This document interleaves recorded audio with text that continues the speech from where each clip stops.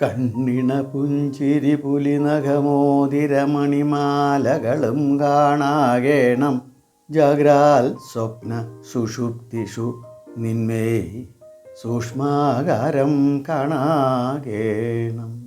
പിതാമഹ, ഈ സംസാരം ദുഃഖപൂർണ്ണമാണ് എന്ന് എല്ലാവർക്കും അറിയാം.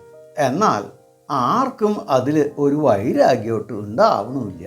അതിനെന്താ കാരണം എന്നാണ് യുധിഷ്ഠിരൻ്റെ ചോദ്യം. പണ്ട് ഭോഗവതി എന്നു പേരായിട്ടൊരമ്മയ്ക്ക് നിബന്ധനൻ എന്നു പേരായിട്ട് ഒരു പുത്രൻ ഉണ്ടായിരുന്നു. അകാലത്തിൽ തൻ്റെ ഭർത്താവ് മരിച്ചുപോയ ആ സ്ത്രീ നിബന്ധനനെ വളരെ കഷ്ടപ്പെട്ടാണ് വളർത്തിക്കൊണ്ടുവന്നത്. ഈ ബാലനാണെങ്കിലോ വളരെ വളരെ പ്രപഞ്ചത്തിനോട് വിരക്തി തോന്നാൻ തുടങ്ങി. ലോകത്തിൽ യാതൊന്നിനോടും താല്പര്യമില്ലാതെ ഒന്നും പ്രവർത്തിക്കാതെ ചുമ്മാ ഇരിക്കാൻ തുടങ്ങി.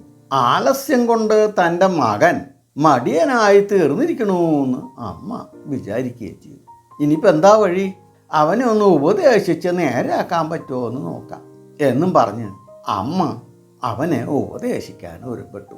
മോനെ, നമുക്ക് പൈതൃക സ്വത്തൊന്നുമില്ല എന്ന് നിനക്കറിയാലോ. ഇങ്ങനെ ചുമ്മാ ഇരുന്നാൽ എങ്ങനെയാ ജീവിക്കുക? എന്തെങ്കിലും ജോലി ചെയ്ത് സമ്പാദിക്കാൻ നോക്കല്ലേ വേണ്ടത്. ഇങ്ങനെ മടിയനായിരിക്കുന്നത് ശരിയാണോ എന്ന് അമ്മ മോനെ ഉപദേശിക്കാൻ ശ്രമിച്ചു. അപ്പം മോൻ പറഞ്ഞ മറുപടി, ഭയങ്കരമായ ഈ ദുഃഖഗർത്തത്തിലേക്ക് ഇറങ്ങി വരാൻ കിട്ടിയ ഈ ശരീരം തന്നെയാണ് നമ്മുടെ പൈതൃക സ്വത്ത്. അതുകൊണ്ട് ഈ ശരീരത്തെ ഇനി വേണ്ട പോലെ ഉപയോഗപ്പെടുത്തി ഈ ദുഃഖഗർത്തത്തിൽ നിന്ന് മോക്ഷം കിട്ടാനാണ് നമ്മൾ പ്രയത്നിക്കേണ്ടത്. ഈ ദുഃഖഗർത്തത്തിൽ നിന്നും കരയേറാനുള്ള മാർഗമാണ് നമ്മൾ കണ്ടുപിടിക്കേണ്ടത്. അല്ലാണ്ട് വന്നു ചേരുന്ന സംസാര ദുഃഖങ്ങളെ വർദ്ധിപ്പിക്കുന്നത് കൊണ്ട് ഒരു കാര്യവുമില്ല. അതിനാൽ കർമ്മനിരതനായിട്ടല്ല, കർമ്മനിവൃത്തനും നിരപേക്ഷനുമായിട്ടാണ് ജീവിക്കേണ്ടത്. കർമ്മശിഷ്ടം ആരെയും വിടുന്നില്ല.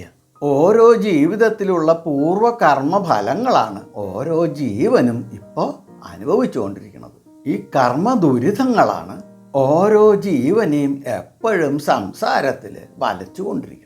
ഈ ദുരിതം മുഴുവൻ നീങ്ങിയാൽ മനസ്സും ബുദ്ധിയും നിർമ്മലമാക്കപ്പെടും. നിർമ്മലമായ ജലാശയത്തിൽ ചന്ദ്രബിംബം എങ്ങനെ കാണപ്പെടുന്നുവോ അതുപോലെ ഇന്ദ്രിയ മനോബുദ്ധികൾ നിർമ്മലമായി കഴിഞ്ഞാൽ ജ്ഞാനം ഉദിക്കും. പാപം മുഴുവൻ നീങ്ങിക്കഴിയുമ്പോൾ ഒരാൾ ജ്ഞാനിയായിത്തീരും.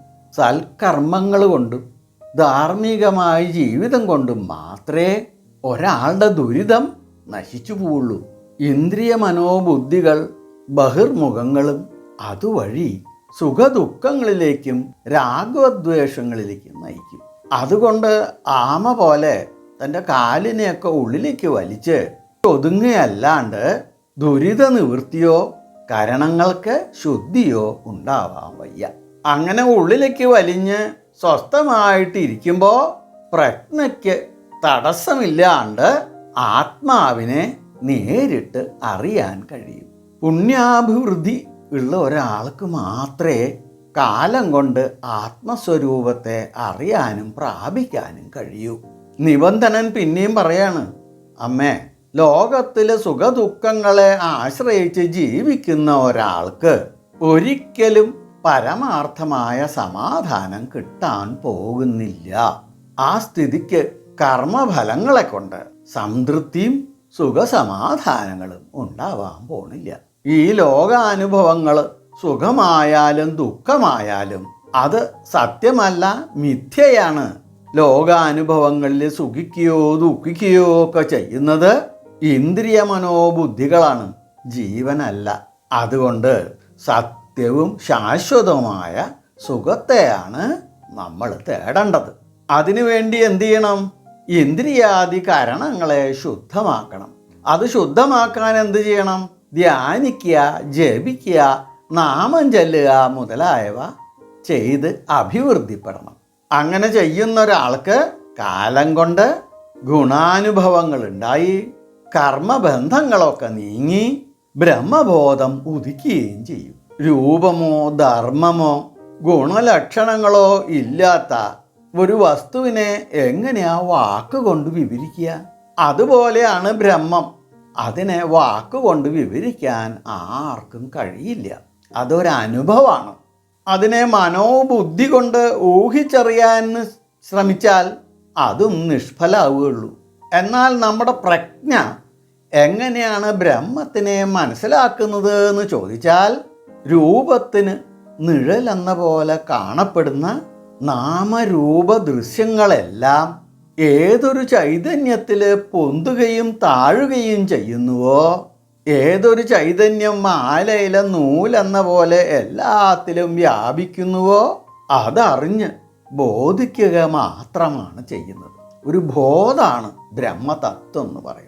മനസ്സിൻ്റെയും പ്രജ്ഞയുടെയും അശുദ്ധി നീങ്ങും തോറും ഈ ബ്രഹ്മതത്വത്തെ കൂടുതൽ കൂടുതൽ അറിയാൻ കഴിയും. ഏകാഗ്രതയോടെ ഉപാസിക്കുന്നവർക്ക് ചിലപ്പോൾ ഒരു ഇടിമിന്നൽ പോലെ ഈ ബ്രഹ്മചൈതന്യത്തെ ചിലപ്പോൾ അറിയാൻ കഴിഞ്ഞേക്കും. പ്രജ്ഞയ്ക്ക് ശുദ്ധിയും ഏകാഗ്രതയും കൂടുന്തോറും എല്ലാ നാമരൂപങ്ങളിലും ബ്രഹ്മചൈതന്യത്തെ കാണാൻ കഴിയും. പ്രഹ്ലാദൻ പണ്ട് കണ്ടില്ലേ, ഈ തൂണിലും ഉണ്ട് എന്ന് ഹിരണ്യകശിപുവിനോട് പറയണ്ടായില്ലോ. ആ സ്ഥിതിയിലേക്ക് എത്തണം.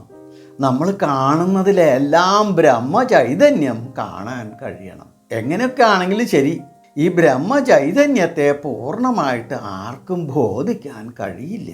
എന്തുകൊണ്ടെന്നാൽ ഒന്ന് സങ്കല്പിച്ചു നോക്കൂ, എല്ലാത്തിലും വലുതായിരിക്കുന്ന ആകാശത്തെക്കാൾ വലുതാണ് നമ്മുടെ മനസ്സ്.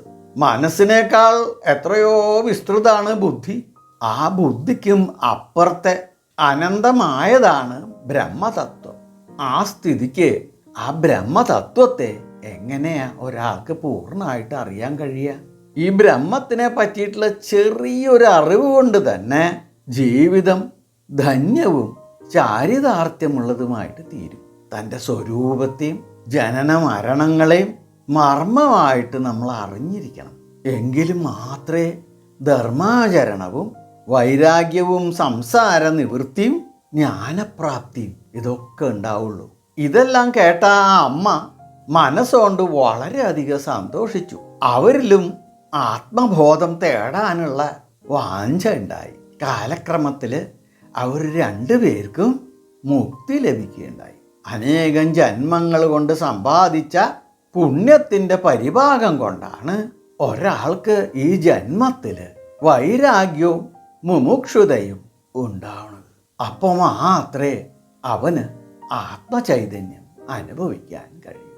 എന്തുകൊണ്ടാണ് എല്ലാവർക്കും ഈ സംസാര ദുഃഖം അനുഭവിക്കേണ്ടി വരുന്നത് എന്ന് പിതാമഹൻ പറഞ്ഞു കൊടുത്തു. എല്ലാവർക്കും ഭഗവാന്റെ എല്ലാ അനുഗ്രഹ ആശിസ്സുകളും എപ്പോഴും ഉണ്ടാവണേ എന്ന് പ്രാർത്ഥിച്ചുകൊണ്ട് ലോക സമസ്ത സുഖിനോ ഭവന്തു.